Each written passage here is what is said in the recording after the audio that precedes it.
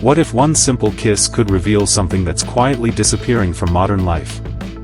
It might sound like an unusual idea for a photography project, but that's exactly why people around the world are paying attention to photographer Andrea Martí. Her latest series isn't trying to shock anyone. Instead, it's asking a question that's becoming harder to ignore.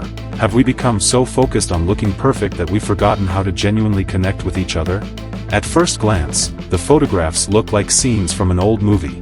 Under glowing red lights, young couples embrace inside a vintage London nightclub filled with retro wood interiors, shimmering tinsel, and decades of history. The images feel timeless. You can't immediately tell whether they were taken yesterday or 50 years ago. But that nostalgic atmosphere is completely intentional. Marti wanted viewers to slow down and feel something that she believes is becoming increasingly rare in today's fast-moving digital world: desire, vulnerability, and real human intimacy. The project carries a striking title: Everyone is Beautiful and No One is Horny. It's inspired by a viral essay that criticized modern blockbuster movies for filling screens with impossibly attractive characters while stripping away genuine romantic chemistry. Marti says today's media often celebrates flawless appearances but rarely captures the emotional tension that makes relationships feel authentic. According to her, audiences constantly see beautiful people, yet somehow those stories feel emotionally distant. That idea led her to a bigger question. Why do so many young adults report feeling lonely despite living in the most connected generation in history?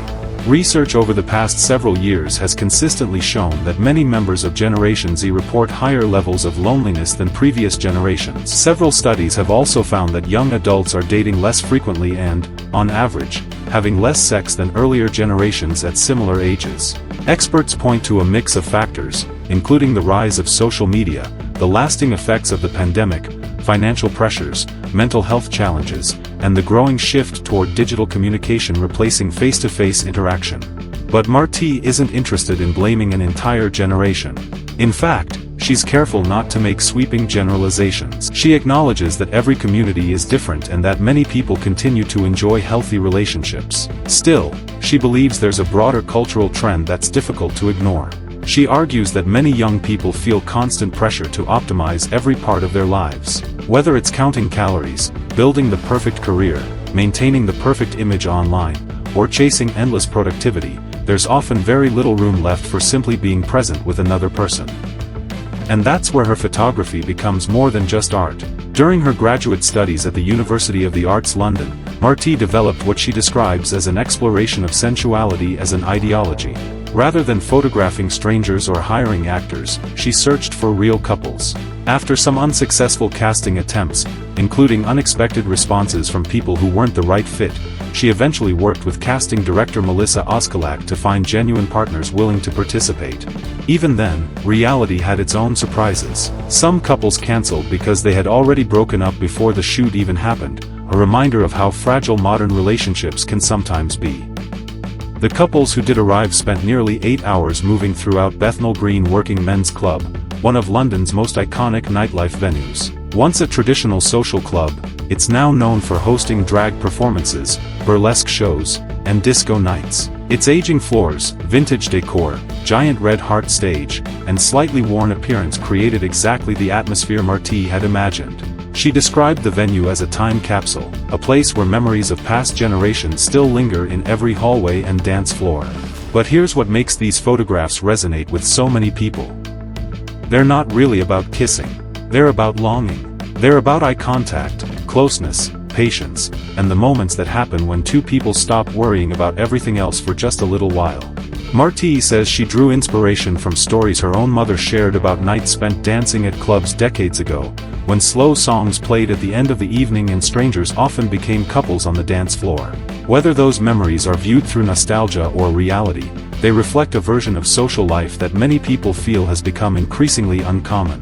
Of course, not everyone agrees with Marti's interpretation.